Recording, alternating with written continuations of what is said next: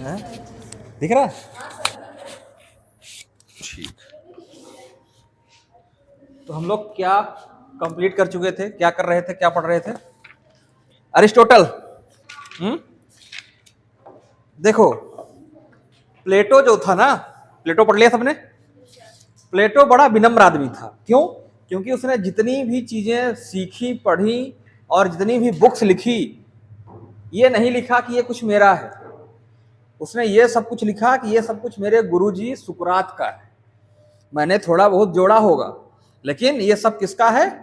सुकरात का। लेकिन अरिस्टोटल ऐसा था, उसने कहा प्लेटो के जितने सिद्धांत थे उसको उसने सर केवल खड़ा कर दिया।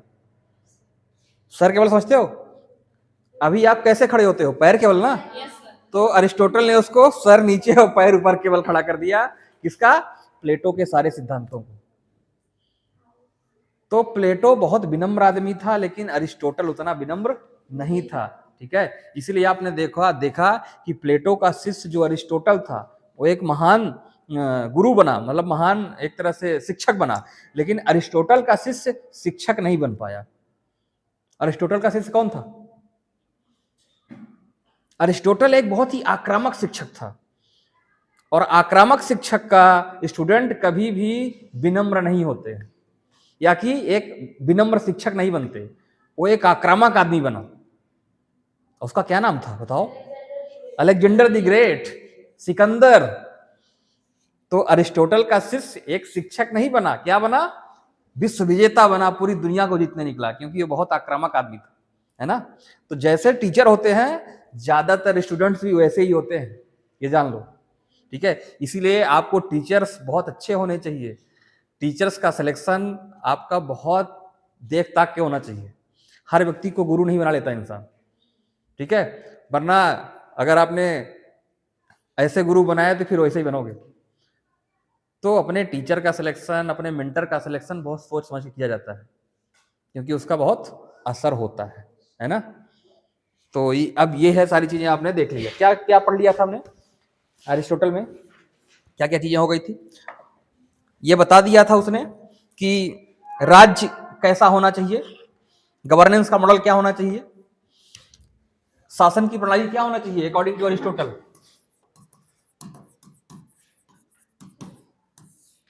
अरस्तु के अकॉर्डिंग शासन की प्रणाली क्या होनी चाहिए?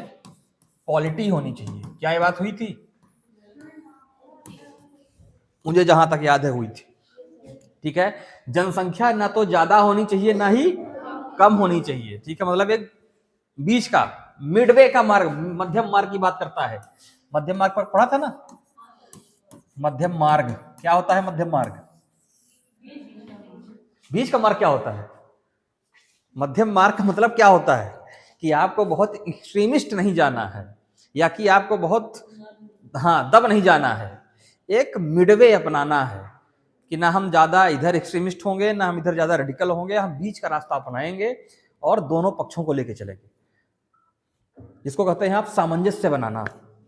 सामंजस्य बना के चलेंगे जीवन में, कि जीवन को एंजॉय भी करेंगे और कुछ कुछ जगह त्याग भी करेंगे जहां जरूरत पड़ेगी। तो ऐसे नहीं होगा कि भोग करने लगेंगे तो बहुत बड़े भोगी हो जाएंगे, और योग करने लगेंगे तो बहुत बड़े योगी हो जाएंगे। वो माध्यम नहीं कहता। वो कहता है कि भाई कुछ जगह भोग भी करेंगे, कुछ जगह योग भी करेंगे, और जीवन को इंजॉय करेंगे। आपकी लाइफ में है ऐसा? कि आप बस एक ही तरफ चलते हो, कि नहीं एक रास्ता पकड़ लिया, एक ही रास्ता में चलेंगे? तो ये कहता है कि जीवन में क्या अपनाओ? मध्यम मार्ग, मिडवे। ठीक है, यही बात गौतम बुद्ध भी के सिद्धांत में आपको मिलेगी। वो भी कहते हैं मध्यम मार्ग, जिसको गोल्डन मीन कहते हैं। गोल्डन मीन, ठीक है, कि आपको बहुत एक्सट्रीमिस्ट नहीं होना है। इसके बाद मैंने आपको बताया होगा कि राज्य समुद्र के किनारे स्थित होनी चाहिए अकॉर्डिंग टू अरिस्टोटल। ये बात लिखाई थी? तो नहीं लिखाई तो लिख लो कि अरिस्टोटल के अकॉर्डिंग राज्य कहां होना चाहिए? राज्य की लोकेशन क्या हो? समुद्रों के किनारे। इससे क्या फायदा होगा भाई?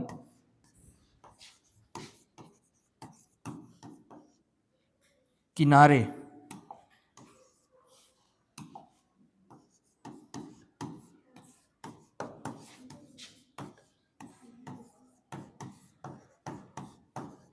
अच्छा, किसी लैंड लॉक कंट्री का नाम बताइए मुझे आज के टाइम पे जो लैंड लॉक हो, जो समुद्र किनारे ना स्थित हो। और समुद्र के किनारे न स्थित होने से क्या दिक्कत होती है, किन दिक्कतों का सामना करना पड़ता है? यही कंडीशन आप एज्यूम करो, मान लो इंडिया के चारों तरफ अभी समुद्र है, तीन तरफ तो है ना, और ना होता तो क्या दिक्कत होती है हमको? समुद्र होने के क्या फायदे हैं और क्या नुकसान है? नुकसान तो क्या है, फायदे क्या क्या है बताओ आप।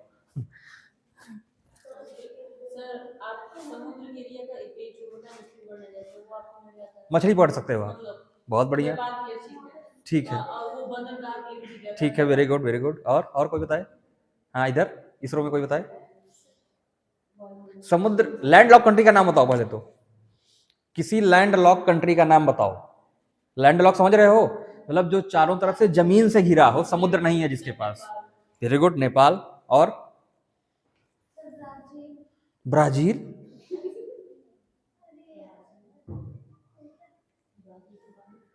ब्राजील कौन सी महाद्वीप में है? साउथ अमेरिका, ठीक है।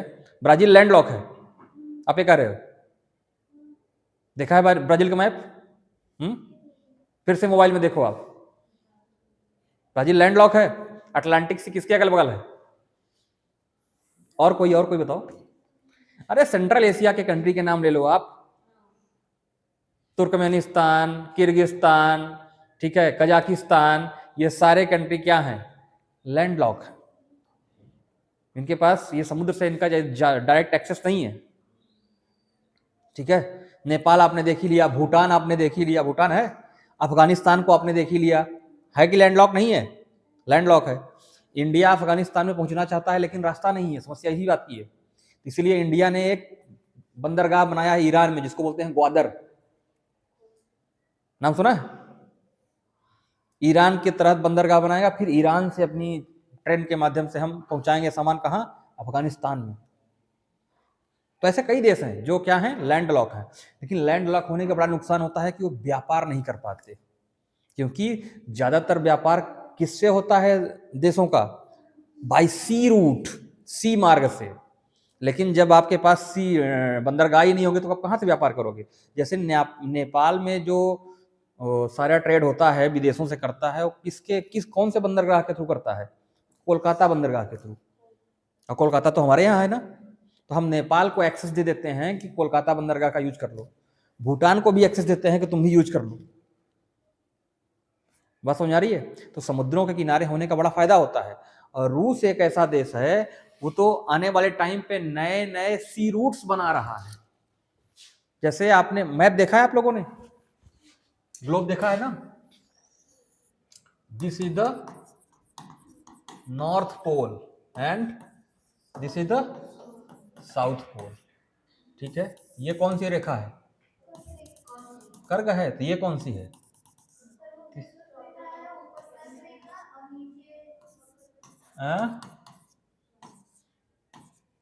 चलो बताओ जल्दी जल्दी।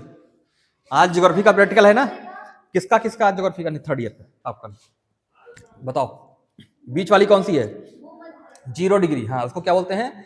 भूमध्य रेखा, इक्वेटर, ठीक है। ऊपर वाली जो 23.5 डिग्री दिख रही है, कर्क रेखा। नीचे वाली जो दिख रही है, ट्रॉपिक ऑफ कैप्रिकॉर्न, ऊपर है ट्रॉपिक ऑफ कैंसर, ठीक है। ये आपको पता है ना? अब देखो, रूस का जो लोकेशन है वो यहां स्थित है, और आप जानते हो कि पोल्स पे बहुत सारी बर्फ जमी हुई है। वहां पे हमेशा 12 महीने बर्फ जमी रहती है, लेकिन बर्फ धीरे धीरे पिघल रही है।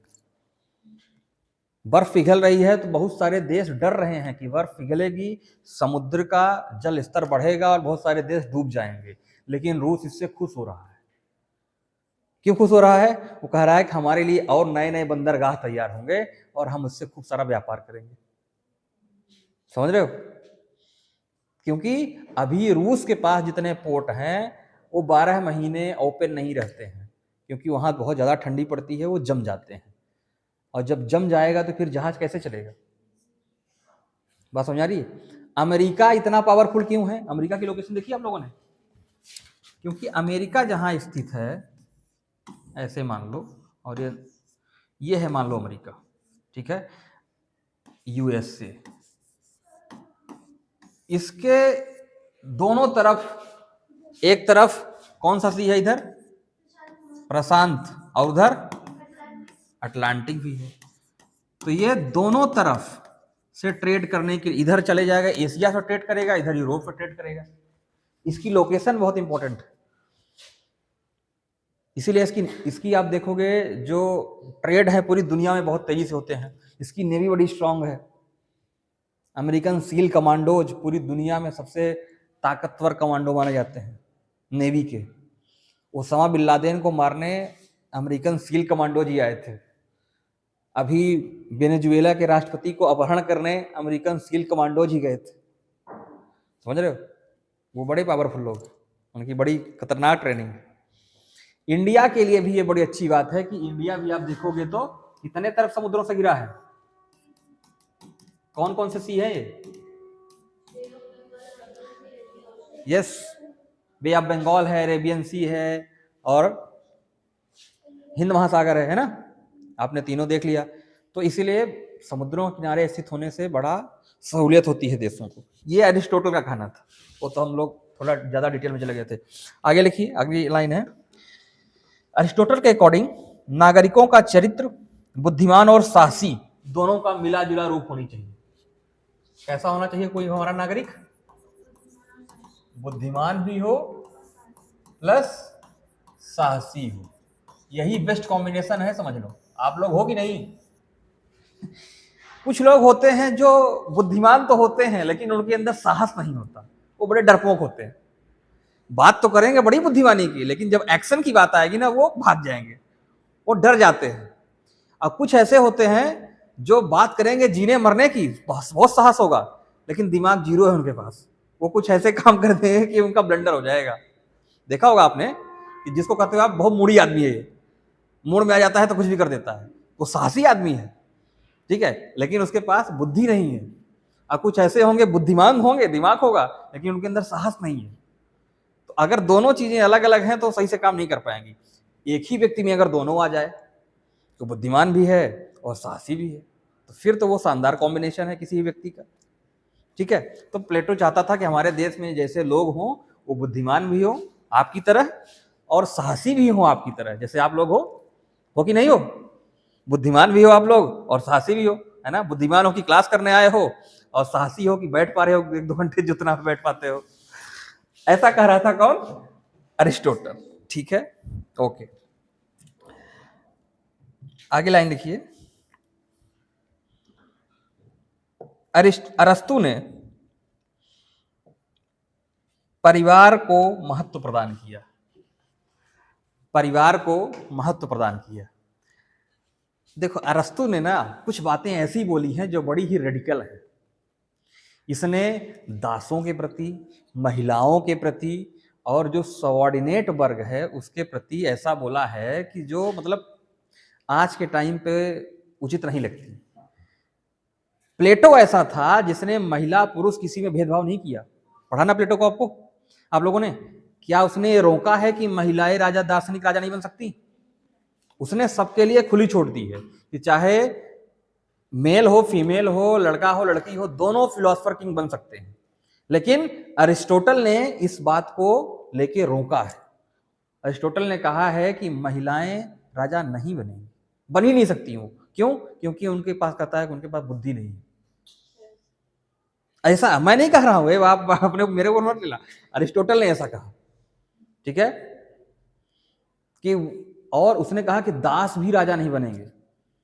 उसने कहा कि राजा बनने, जो व्यक्ति राजा बनेगा उसके सहायक, उसके हेल्प के लिए ये लोग होंगे। जैसे महिलाएं घर में होंगी ताकि खाना बनाएं, बच्चे पैदा करें, बच्चे पालें, घर संभालें, ताकि पुरुष पढ़ाई कर सके और राजा बन सके। दास होने चाहिए, दास स्लैब्स, ताकि घर के सारे काम करें, ताकि जो किंग है उसको अपना ध्यान दूसरी जगह न लगाना पड़े। जो किंग बनने जा रहा है उसको ये ना सोचना पड़ेगा कि अब मैं अभी उठूंगा तो खाऊंगा क्या। खाना तैयार रखे कौन? घर की महिलाएं या कि घर के दास। कपड़े साफ रखें ताकि वो उठे और कपड़े पहन ले। बेड तैयार रखें सोने का, घर को साफ रखें। ऐसा कह रहा है कौन? अरिस्टोटल। कि आपने देखा होगा कि आज भी जब कोई ग्रुप ए ऑफिसर बनता है तो उसको बहुत सारी सुविधाएं मिलती हैं, देखा है। जैसे मान लो जब आप किसी जिले के कलेक्टर बन जाओगे तो आप इस बात को चिंता आपको नहीं रहेगी कि आपका खाना कौन बनाएगा, कपड़े कौन धुलेगा, कपड़े कौन साफ करेगा, घर की साफ सफाई कौन करेगा, गार्डन कौन तैयार करेगा, माँ बाप की दवाई कौन करेगा, तनिक भी चिंता नहीं होगी आपको। क्यों? क्योंकि सबके लिए हैं, सबके लिए नौकर चाकर स्लैब्स लगे हुए हैं। क्यों लगे हुए हैं? इसलिए लगे हुए हैं ताकि अपना सारा दिमाग आप कहाँ लगाओ? प्रशासन में। आपको इस बात का चिंता ना हो कि घर जाऊंगे तो खाना बनाना पड़ेगा, वहां नौकर है वो खाना बना के रखेगा, कुक आपका, ठीक है। आप अगली सुबह ऑफिस के लिए तैयार हो तो बस अपना अलमारी आप खोलोगे, अलमीरा, और कपड़े सामने लेके स्लैब खड़ा रहेगा कि प्लीज सर पहनिए और निकलिए। कपड़े धुलने की टेंशन नहीं होनी चाहिए आपको। यही बात अरिस्टोटल कह रहा है कि, और वो कह रहा था कि महिलाएं क्यों नहीं बन सकती। उसने कहा कि महिलाओं में बुद्धि कम है। तो लोगों ने कहा कि कैसे कह सकते हो आपकी बुद्धि कम है? उसने कहा कि महिलाओं के जो सर है, ब्रेन है, इसका आकार छोटा है। उसने एक एक्सपेरिमेंट किया। उसने क्या एक्सपेरिमेंट किया? बालू भर के देखा महिलाओं की खोपड़ी में और पुरुषों की खोपड़ी में, और उसने दिखाया कि देखो पुरुषों की खोपड़ी में ज्यादा बालू आ रहा है, मतलब ज्यादा स्पेस है, महिलाओं की खोपड़ी में कम बालू आ रहा है, मतलब कम स्पेस है। तो फिर किसी ने कहा ऐसे तो हाथी की खोपड़ी और बड़ी है, तो क्या हाथी ज्यादा बुद्धिमान हो गया?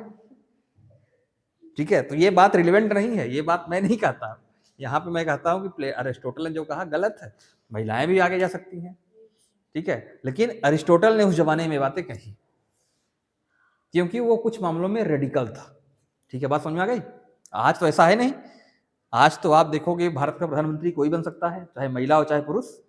और इस मामले में देखा गया है कि महिलाएं ज्यादा अच्छे से प्रशासन चलाती हैं। इंदिरा गांधी जैसा प्रशासन आज तक कोई पुरुष नहीं चला पाया। और इंदिरा गांधी नहीं, दुनिया में जहां जहां महिला लीडरशिप, फीमेल लीडरशिप रही है, उन्होंने अच्छे से गवर्न किया है बजाय कि पुरुषों के। ऐसा मैं कैसे कह रहा हूं?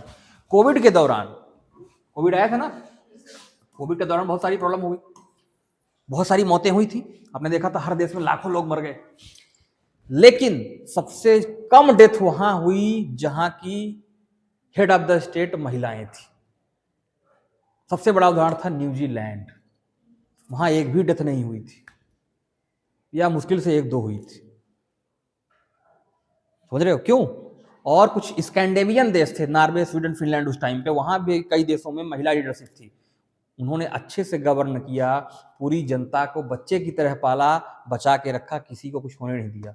और भारत जैसे देश में जहां का प्रधानमंत्री कहता है कि मेरा सीना 56 इंच का है, मैं तो बहुत मजबूत आदमी हूं, दुनिया का विश्व लीडर हूं, 15 लाख लोग मर गए। समझ रहे हो? तो ऐसा देखा जाता है कि महिलाओं में जो लीडरशिप क्वालिटी है वो और अच्छी है, प्रशासनिक क्षमता और अच्छी है। उस टाइम पे जो अरिस्टोटल कह रहा था वो उतना उचित नहीं है, ठीक है। मैं अरिस्टोटल को नकार नहीं रहा हूं, क्योंकि अरिस्टोटल कोई नहीं नकार सकता, वो छोटा मोटा आदमी तो है नहीं वो, ठीक है। अपने आप में लीजेंड है, प्लेटो का शिष्य है वो, सुकरात की परंपरा का है। लेकिन जरूरी नहीं कि सारी बातें सही हो, ठीक है, कुछ बातें गलत हो भी सकती है। अब उस टाइम पे महिलाओं को इतना एजुकेशन में आगे भी नहीं आने दिया जाता था, इसी वजह से महिलाएं पीछे रह जाती थी। आज सबको बराबरी है तो आप आगे जा सकती हैं। समझ में आ रही बात? तो लिख लिया आपने? क्या लिखा? प्लेटो ने परिवार को महत्व दिया। परिवार को महत्व क्यों दिया? इसीलिए, सपोर्ट के लिए, कि परिवार आपका घर, रोटी, कपड़ा, मकान की व्यवस्था करे ताकि आप निश्चिंत होकर पढ़ाई कर सको। यहां आप आए हो तो यहां आपको इस बात का टेंशन है कि अब मैं कहां जाऊंगी, कहां रहूंगी मैं रात में, क्या खाऊंगी मैं, क्या पहनूंगी मैं, इस बात का टेंशन है? नहीं है ना? इस बात का आपका टेंशन किसने दूर किया है? आपकी फैमिली ने। इस बात का टेंशन आपको क्यों नहीं है? क्योंकि आपके पीछे एक फैमिली खड़ी है ना आपकी, कि आप जाओगे तो आपके सर के नीचे छत रहे, छत के ऊपर छत रहेगी, आप वहां रेस्ट करोगे, खाना की व्यवस्था है आपके लिए, आपका कमरा है, आपके लिए कपड़े हैं, आप व्यवस्थित सुरक्षित सो सकते हो, रह सकते हो। इसलिए अरिस्टो कहता है कि फैमिली इसलिए जरूरी है, ठीक है। और प्लेटो क्या कह रहा था उधर? आपने देखा था कि सबके लिए फैमिली नहीं, जो सैनिक और गवर्नेंस में है, शासन में है, उनकी फैमिली नहीं होगी, तो उनका केयर कौन करेगा? उनकी केयर सरकार करेगी। बाकी उत्पादक वर्ग और जो है तो रखे फैमिली, लेकिन जो एडमिनिस्ट्रेशन में है उनकी फैमिली, उनके कोई अपनी पर्सनल बीवी नहीं होगी, पर्सनल बच्चे नहीं होंगे, ठीक है, आगे लिखिए। परिवार में अरस्तु ने पति पत्नी बच्चों को व दासों को शामिल किया है। परिवार में अरस्तु ने पति पत्नी, प्लेटो के अकॉर्डिंग, अरस्तु के तो नहीं, परिवार में कौन कौन आ रहे हैं? परिवार इक्वल्स टू पति आएगा, पत्नी आएंगी, बच्चे आएंगे, और कौन आएंगे? दास। आज भी यही आते हैं क्या? क्यों? आज परिवार का मतलब क्या है? छोटा परिवार सुखी परिवार कि बड़ा परिवार ज्यादा सुखी परिवार? कितना छोटा? जितने में बस हम हो, तब तो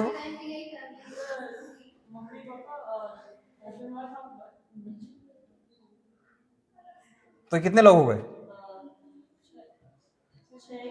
कोई कह रहा है कि 6 लोगों का परिवार सुखी परिवार है, कोई कहता है 4 लोगों का परिवार सुखी परिवार है, कोई कहता है 3 लोगों का परिवार सुखी परिवार है, कोई कहता है 2 लोगों का परिवार ही सुखी परिवार है, कि पति पत्नी 0 बच्चे। आजकल ये बहुत सारे देशों में नया कल्चर चल गया है। वो कहते हैं कि बच्चे क्या हैं? वर्डन है, हम क्यों पैदा करें इनको, और क्यों हम इनको पालें? फिर पति पत्नी रहो, खुशी रहो, पूरी दुनिया घूमो, मौज करो, है ना? किसी का लोड लेने की जरूरत नहीं है। आपको इस बात का टेंशन नहीं है कि बच्चा सुबह स्कूल जाएगा, उसकी टिफिन बना के रखना है। सुबह उठ के तो किसी माउंटेन ट्रैकिंग पे जा सकते हो, नदियों में नहाने जा सकते हो, कहीं भी जा सकते हो। ठीक है, आगे लिखिए। अरस्तु के अनुसार परिवार एक स्वाभाविक संस्था है। परिवार को बहुत महत्व दिया उसने। ठीक है, ये कैसी संस्था है भाई? स्वाभाविक, मतलब ये रहेगी ही। ठीक है, परिवार बहुत जरूरी है। अरस्तु के अनुसार परिवार में वही पति पत्नी बच्चे व दास होते हैं, लेकिन परिवार का मुखिया पति होता है, जिसमें समझ सबसे ज्यादा होती है। अरस्तु के अकॉर्डिंग परिवार का मुखिया कौन होता है? पति, और उसमें समझ क्या होती है? सबसे ज्यादा होती है। पत्नी में अल्प विवेक होता है, बुद्ध समझ कम होती है। मैं नहीं कह रहा हूं, आप मैं देखो ऐसा अरस्तु कह रहा है कि पत्नी में समझ कम होती है, जबकि बच्चों में समझ अविकसित होती है। ठीक है, कभी देखा है आपके पिताजी जब काम करके आते हैं कभी कभी बाहर से, तो बच्चों की पिटाई करते होंगे? करते हैं? आपके घर में ऐसा होता है? नहीं होता? कि बहुत जगह ऐसा होता है कि पापा या पिताजी जब बाहर से आते हैं, किसी भी कुछ भी काम करके, नौकरी करके आ रहे हो, कहीं और काम से गए हो, आ रहे हो, तो वो झल्लाहट में आते हैं और फिर अपनी झल्लाहट बच्चों पे या कि पत्नी पे, है ना, निकालते हैं। क्यों? क्योंकि वो बाहर तो कुछ कर नहीं सकते, बाहर ने दुनिया उनको इतना परेशान किया है, तो अपना गुस्सा कहाँ निकालेंगे?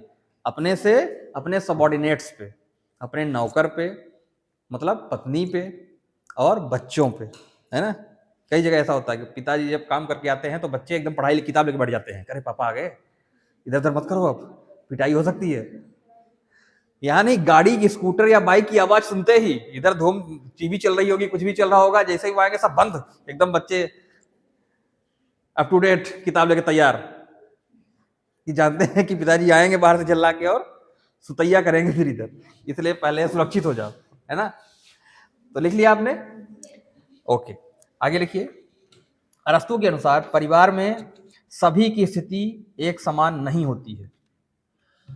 सभी की स्थिति एक समान नहीं होती है। परिवार के प्रत्येक सदस्य को निर्देशित करने में, परिवार के प्रत्येक सदस्य को निर्देशित करने में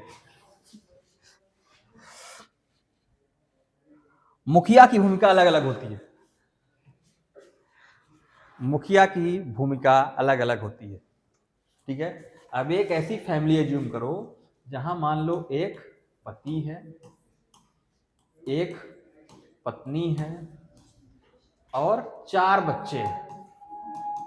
कितने बच्चे हैं? 4। और 4 में भी एक सबसे बड़ा होगा ना, फिर उसके बाद होगा, फिर उसके बाद, फिर उसके बाद। तो ऑर्डर फॉलो कैसे होता है? कभी देखा है आप लोगों ने कि अगर पति ने कुछ बोला पत्नी को, कि जाओ पानी लेके आओ गिलास। तो पत्नी बोलेगी अपने बच्चे को, बड़े वाले बच्चे को, कि जाओ बेटा पानी ले आओ। बड़ा वाला बोलेगा अपने छोटे वाले भाई को या बहन को कि जाओ पानी दो, पापा मांग रहे हैं।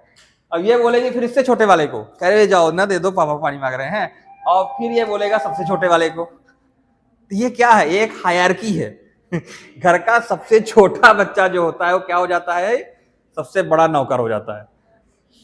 कि उसी का काम है फ्रिज में पानी भर के रखना, कोई गेस्ट आ जाए उनको पानी पिलाना, चाय पिलाना। और मम्मी चाय बना रही हैं तो जाके कहेंगे जाओ गेस्ट गिन के आओ कितने लोग बैठे हुए हैं, कितने कप चाय जाएगी। कौन गिन के जाएगा, छोटा वाला। ठीक है, तो ये क्या है, एक हायरार्की है कि जहां डिसीजन कैसे निर्देशित किए जाते हैं। आप लोगों ने किया है कभी ऐसा, महसूस कर पा रहे हो आप लोग? ठीक है, आगे लिखिए। जब पति पत्नी को निर्देशित करता है, ये बड़ी खतरनाक कंडीशन बता रहा है कि जब पति पत्नी को निर्देशित करता है तो उसकी भूमिका संवैधानिक सलाहकार की होती है। अब यहां पे जब पति पत्नी को निर्देशित करेगा तो किस भूमिका में, सलाहकार, सलाह देगा, सलाहकार की भूमिका होती है। ठीक है, मतलब वहां वायलेंस नहीं करेगा, सलाह देगा। जब पिता पुत्र को निर्देशित करता है तो अधिनायकवादी होता है। अधिनायकवादी समझते हो कि अगर डिसीजन नहीं माने तो तुम्हारी जान पे भी खतरा है। अधिनायकवादी सरकार का मतलब ये होता है कि सरकार जो कह रही है वो फॉलो, मानो चुपचाप, वरना जान से हाथ धो बैठोगे। तो अगर घर में भी पिता ने पुत्र को कुछ कहा और पुत्र ने अगर बेटे ने कुछ मना कर दिया तो फिर जूते और चप्पल बेल्ट भी पड़ सकती है। ठीक है, मतलब अधिनमार भी हो सकती है। अधिनायकवादी कंडीशन लिख लिया आप, लिख लीजिए। और जब मालिक दास को निर्देशित करता है, मतलब स्लेव को निर्देशित करता है, तो उसकी भूमिका निरंकुश होती है। निरंकुश समझते हो? एक बार जब बेटे की पिटाई होगी तो माताजी बचा भी सकती हैं, है ना। मान लो पिता ने बेल्ट उठाया और जूता उठाया और बेटे की पिटाई शुरू की, तो मम्मी बीच में आ भी सकती हैं दो चार मारने के बाद कि नहीं नहीं छोड़ दीजिए जी, मत मारिए, अब ज्यादा मत मारिए। लेकिन अगर वही नौकर की पिटाई कर रहा है पति, तो वहां कोई नहीं आएगा बचा, तो वहां उसकी भूमिका कैसी होती है, निरंकुश, उस पर कोई अंकुश नहीं है। बात समझा रहा? बच्चे की पिटाई होगी बेटे की, तो पत्नी थोड़ा बहुत अंकुश लगा भी सकती है कि मत मारिए, कल तबीयत खराब थी इसकी, अभी है ना, कल रात में खाना नहीं खाया था इसने। लेकिन अगर नौकर की पिटाई कर दिया, पीटो साले, वो सुनता नहीं है, वो कर देगी। तो वो ऐसा, मैं नहीं कह रहा, कौन कह रहा है, अरिस्टोटल कह रहा है। ठीक है, आगे लिखिए। अरस्तु के अकॉर्डिंग नागरिकों पर शासन, अरस्तु के अकॉर्डिंग राज्य का नागरिकों पर शासन, राज्य का लिख लेना। अरस्तु के अकॉर्डिंग राज्य का नागरिकों पर शासन परिवार के मुखिया के परिवार पर शासन से भिन्न होता है। राज्य का नागरिकों पर शासन, लिख लिया, मुखिया के परिवार पर शासन से भिन्न होता है। ठीक है,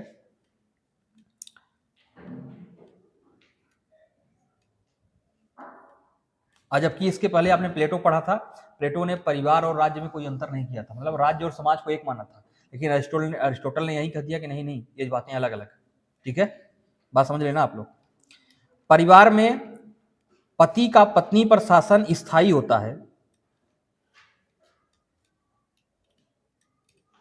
परिवार में पति का पत्नी पर शासन स्थायी होता है क्या, कि बदल भी जाता है कभी कभी? ऐसा भी होता है कि नहीं, कि कभी आज पत्नी आ गई है शासन की भूमिका में और पिटाई हो रही है पति की झाड़ू और बेलन से, है?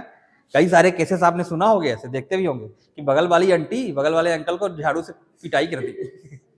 आपके केस में ऐसे सुनाई देते होंगे कभी कभी, है ना। तो कभी कभी भूमिका रिवर्स हो सकती है, लेकिन ज्यादातर मामला स्थायी ही होता है। ठीक है, लिख लिया आपने। जबकि राज्य का नागरिकों पर शासन स्थायी नहीं होता है, इसलिए अरिस्टोटल ने कहा कि दोनों अलग अलग बात है। प्लेटो ने कहा था दोनों एक ही बात है, मतलब परिवार का शासन और देश का शासन एक बराबर है। लेकिन अरिस्टोटल ने कहा कि ना, यहां मामला स्थायी है, यहां पति पत्नी पे हमेशा रूल करेगा, शासन करेगा, लेकिन सरकार में एक ही व्यक्ति या एक ही सरकार जनता पे हमेशा रूल नहीं करती, बदलती रहती है ना। वो बात अलग है कि जहां की जनता मूर्ख हो, गधी हो, डम्ब हो, वो एक ही सरकार को बार बार रिपीट करती है। तो भारत की जनता है क्या? मैं नहीं कह रहा हूं, कुछ आप ही लोग कह रहे हो, आप ही लोग हो, समझ लो कि जिस जिस ऐसे अशिक्षित, पिछड़ा और मूर्ख समाज होता है, वो एक ही सरकार को क्या करता है? बार बार रिपीट करता है। लेकिन एक पढ़ा लिखा सभ्य समाज सरकार को बदल देता है, और यहां तक कि वो खुद भी सरकार में आता है कि क्या तुम ही बस रूल करोगे क्या हमेशा? हम भी तो आए कभी रूल में, हम भी तो शासन करें कभी। तो हमारा समाज ऐसा है कि सरकारों को बदलता है और कभी कभी खुद भी शासन में आने का प्रयास भी करता है। ऐसा है समाज। एक ही आदमी को शासन दे देता है कि लो चलाओ, मेरे ऊपर रूल करो तुम, बर्बाद कर दो मुझे, मैं बर्बाद होना चाहती हूँ। क्योंकि ऐसा करता है क्या भारतीय समाज? तो सुधारो आप लोग भी तो उसी गैंग हो।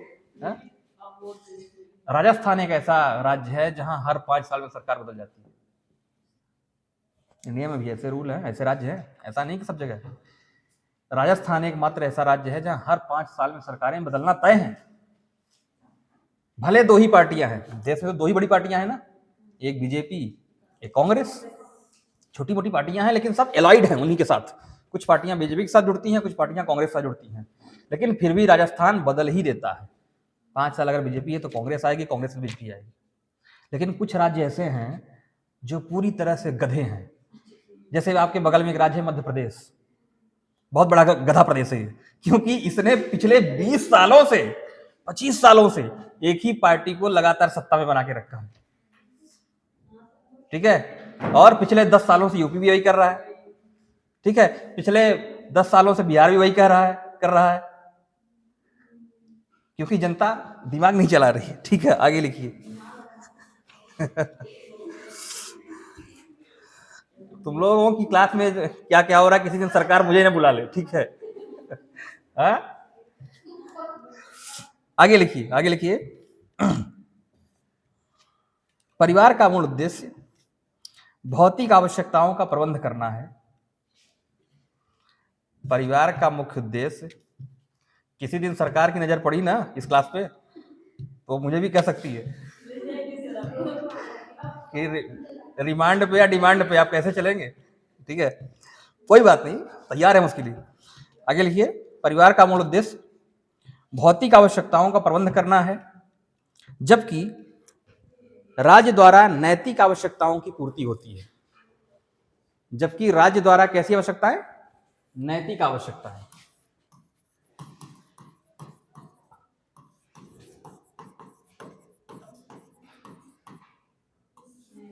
अच्छा, भौतिक सुखों में ज्यादा खुशी मिलती है कि नैतिक सुखों में?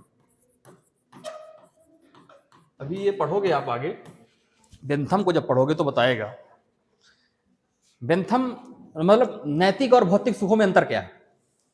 जैसे किसी व्यक्ति को शराब पीने में बड़ा मजा आता है, और शराब पी के वो नाली में गिर गया तो उसको और मजा आ गया।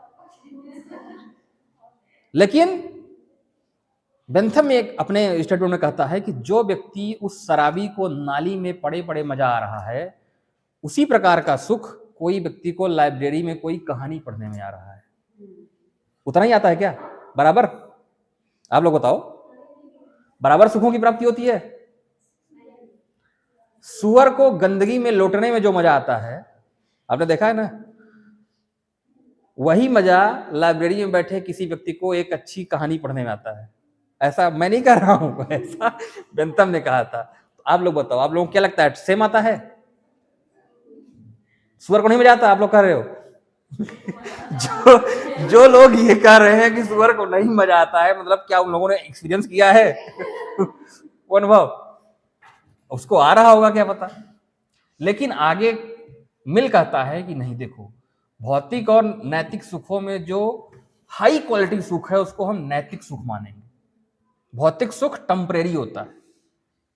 ठीक है, वो आपको भौतिक सुख ऐसा होता है कि क्षणिक मजा आएगा, फिर आपको मजा गायब हो जाएगा। लेकिन नैतिक सुख आपको एक स्थायी टाइप का होता है, एक बार अगर आ गया, हमारो मन लागा राम, कुछ है ना एक ऐसा गाना कि जिसको भौतिक नैतिक आध्यात्मिक आनंद मिल गया। हाँ, वो है ना, हमारा मन लागा राम फकीरी में, कुछ ऐसा कि जिसको एक बार फकीरी में मजा आ गया, आध्यात्मिक आनंद मिल गया, फिर वो कहेगा भौतिक दुनिया बर्बाद, कुछ नहीं है इसमें। तो ये आगे मिलेगा, इसे आगे लिखो आप, अभी कहानी आगे मिलेगी। लिख लिया आपने? अरस्तु ने दास प्रथा का समर्थन किया। अरस्तु ने दास प्रथा का समर्थन किया। ये सबसे बड़ा अरस्तु का ड्रॉबैक है कि उसकी नजर में सभी व्यक्ति समान नहीं थे। आज सभी व्यक्ति समान है? अरे संविधान की नजर में तो है। ठीक है, क्या शासन प्रशासन या सरकार ये कहती है कि सभी व्यक्ति समान नहीं है, मैं भेदभाव करूंगी? वो तो कहती है सबके साथ एक समान बर्ताव होगा, बल्कि जो पीछे हैं, जो पिछड़े हैं, उनके साथ हम और उनको प्रोटेक्शन देंगे, उनको रिजर्वेशन देंगे, उनका समर्थन करेंगे। लेकिन अरिस्टोटल ने कहा कि देखो सब एक बराबर है ही नहीं। ऐसे विवेक शून्य लोग दास की कैटेगरी में माने जाएंगे जिनके पास बुद्धि नहीं है, समझ नहीं है। ठीक है, और उनके अपलिफ्टमेंट, तो लोग पूछते हैं कि उनका उद्धार कैसे होगा, क्या वो हमेशा दास ही रहेंगे? तो कहता है कि दास रहेंगे अपने मालिक के संरक्षण में, और मालिक से वो सीख सीख के धीरे धीरे अपना कैटेगरी चेंज कर सकते हैं, मतलब वो बदल सकते हैं अपने आप, मतलब जो उनके अंदर बुद्धि विवेक आ जाएगी तब। लेकिन ऐसा बहुत मुश्किल है ना, और बहुत टाइम लगेगा ऐसे में, कि कौन सा मालिक चाहेगा कि मेरा भी नौकर एक मेरे से बराबर आ जाए? कोई मालिक चाहेगा? वो तो कहे ना ये दासी रहे हमेशा, वरना मेरी सेवा कौन करेगा? बहुत सारे लोग ऐसे होते हैं कि जो बर्दाश्त नहीं कर पाते कि उनका मालिक आगे बढ़े, उनका नौकर आगे बढ़ जाता है। सबसे बड़ा उदाहरण ये था, ज्योतिरादित्य सिंधिया का नाम सुना है? सिंधिया परिवार का नाम सुना है? सिंधिया फैमिली है ग्वालियर में, ठीक है। वो आज से नहीं, वो राज फैमिली थी, मतलब उनके दादा पिताजी सब राजा हुआ करते थे उस ग्वालियर रियासत में। आज भी वो लोग चुनाव लड़ते हैं, मतलब पार्टी में पहले कांग्रेस में थे, बीजेपी में आ गए हैं, बड़े ही एक्टिव लोग थे, मंत्री हैं अभी ज्योतिरादित्य सिंधिया। लेकिन एक बार क्या हुआ कि उनका खुद का ड्राइवर जो उनकी गाड़ी चलाता था, वो उन्हीं खिलाफ चुनाव लड़ गया और उनको हरा भी दिया। समझ रहे हो? ज्योतिरादित्य सिंधिया जो राज परिवार राजकुमार थे, राजा थे, कईयों बार सांसद विधायक मंत्री रह चुके थे, उन्हीं का ड्राइवर खुद उनके खिलाफ चुनाव लड़ा और उनको हरा दिया। ये बात उनको बर्दाश्त नहीं हुई, वो झेलना उनके लिए मुश्किल हो गया कि कल तक ये आदमी जो मेरी गाड़ी चलाता था, ड्राइवर था, नौकर था मेरा, आज मुझे चुनाव में हरा दिया। ठीक है, तो ये उदाहरण था कि कैसे व्यक्ति उस स्फेयर में रह के बहुत सारी चीजें सीखा और फिर वही इंप्लीमेंट कर दिया। हालांकि अब लोकतंत्र है, लोकतंत्र में राजाओं को चुनाव जीतना ही नहीं चाहिए, लेकिन आज भी आप देखोगे कि भारत में जमीनी स्तर पर लोकतंत्र उतर नहीं पाया है। राजा के जो नाती पोते बच्चे हैं आज भी चुनाव जीत जाते हैं। जनता उनको आज भी ऐसे ट्रीट करती है जैसे वो राजा ही हों। देखा है? जनता, किसी राज परिवार के जो फैमिली के लोग होंगे, जब वो आएंगे ना तो जनता उनके चरणों में आज भी बिछ जाती है, कहती है अरे राजा साहब आए हैं। जबकि जनता को आज कहना चाहिए काहे का राजा, जनता की राजा तो आज हम हैं, जनता है। और आज भी बहुत सारी जो रॉयल फैमिलीज हैं, जो राज परिवार हैं, उनके लोग चुनाव जीत के विधानसभाओं में, पार्लियामेंट में बैठे हुए हैं। और जबकि जनता को उसको क्या कर देना चाहिए, सिरे से खारिज कर देना चाहिए कि अब राजा का बेटा राजा नहीं होगा। राजा कौन होगा? आप होगे, जनता होगी। लेकिन ये जनता इतनी ब्रेन वॉश्ड है, मानसिक गुलामी में है कि ये उसी को राजा मान रही है कि इनके दादा राजा थे, इनके बाबा राजा थे। वो कहेंगे देखो इनके भी चेहरा, नाक इनके दादा की तरह है, मतलब ये भी राजा ही है। ऐसा लोकतंत्र का क्या मतलब है कि जब जनता अपनी ताकत ही नहीं समझ पाए। ठीक है, तो आगे लिखिए क्या लिखा है। दास का समर्थन किया। अरस्तु के अनुसार वे व्यक्ति दास हैं जो विवेक शून्य। दास मतलब क्या? विवेक शून्य, मतलब जीरो समझ, एक तरह से कह लो नॉनसेंस। नॉनसेंस कोई गाली नहीं है, ठीक है। सेंस मतलब होता है समझ, नॉनसेंस मतलब ना समझ, ठीक है। तो जिनके अंदर ना समझी है, समझ नहीं है, वो क्या है, स्लेव्स है, वो दास है, ठीक है। तो आप लोगों के अंदर तो समझ है ना, बहुत समझ है, मैं तो मानता हूं आप लोगों के बहुत समझ है, बहुत समझदार आदमी हो आप लोग। तो ऐसा रिएक्ट नहीं करना है। आगे लिखिए। अरस्तु ने विवेक शून्य लोगों को दासों की श्रेणी में रखा, जो शारीरिक रूप से बलिष्ठ लोगों के दास होते हैं, शारीरिक और मानसिक दोनों। उजाला, क्या तबीयत खराब है कि आपको नींद आ रही है?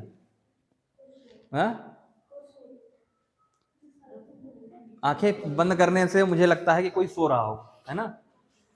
ऐसा भी होता है, आंखें बंद करके सोते हैं लोग या आंख खोल के? आंख बंद करके, ठीक है। तो लिखिए, क्या लिखा आपने? विवेक शून्य बलिष्ठ लोगों के दास होते हैं। दास मनुष्य की जीवित संपत्ति व परिवार का भाग होते हैं। दास मनुष्य की जीवित संपत्ति मतलब दास प्रॉपर्टी है। दास क्या है? प्रॉपर्टी है। जैसे आपने कहा होगा कि नारी शक्ति, नारी धन, स्त्री धन, नाम सुना है? स्त्री धन का नाम सुना है? स्त्रियों को भी संपत्ति माना जाता है। क्यों माना जाता है? दास जैसे संपत्ति थी, क्योंकि स्त्रियां किसके समान थी? एक इक्वेशन सॉल्व करो आप लोग।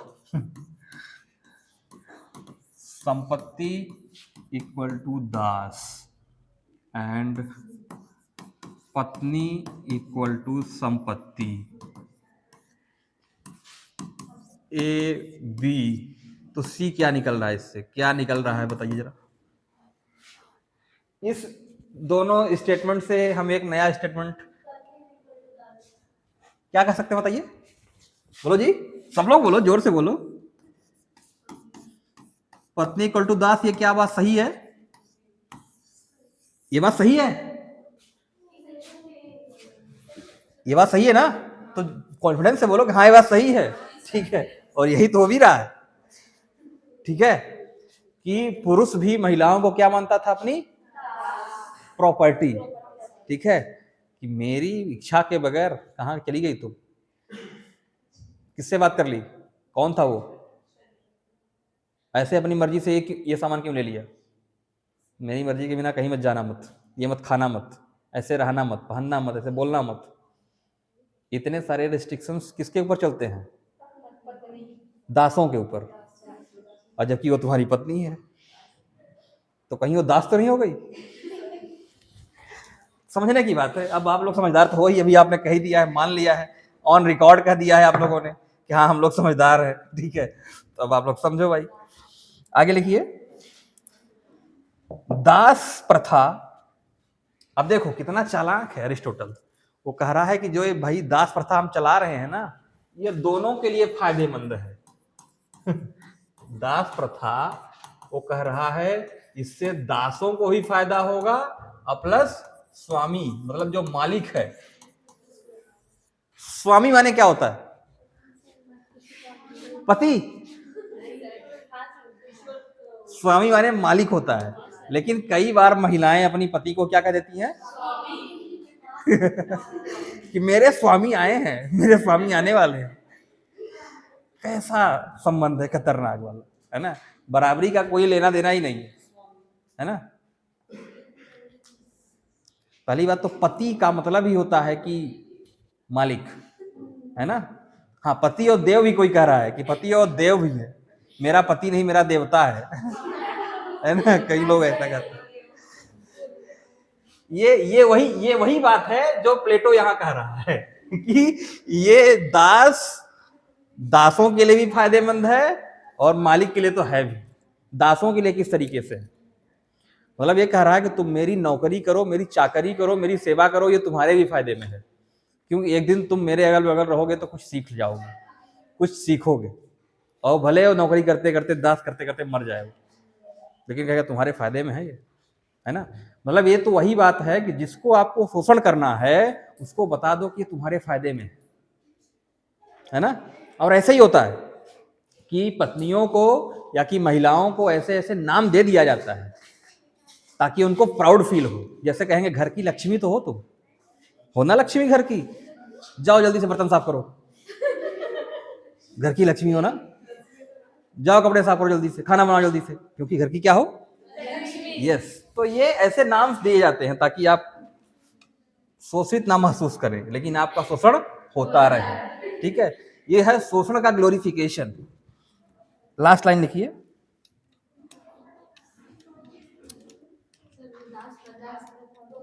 हाँ, दोनों के लिए उपयोगी है।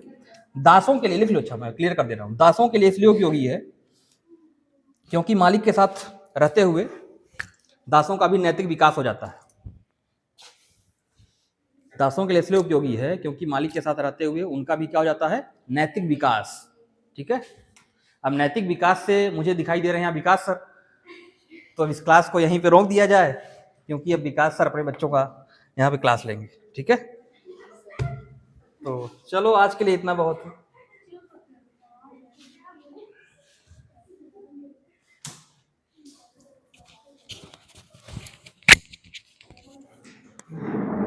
बंद कर दो।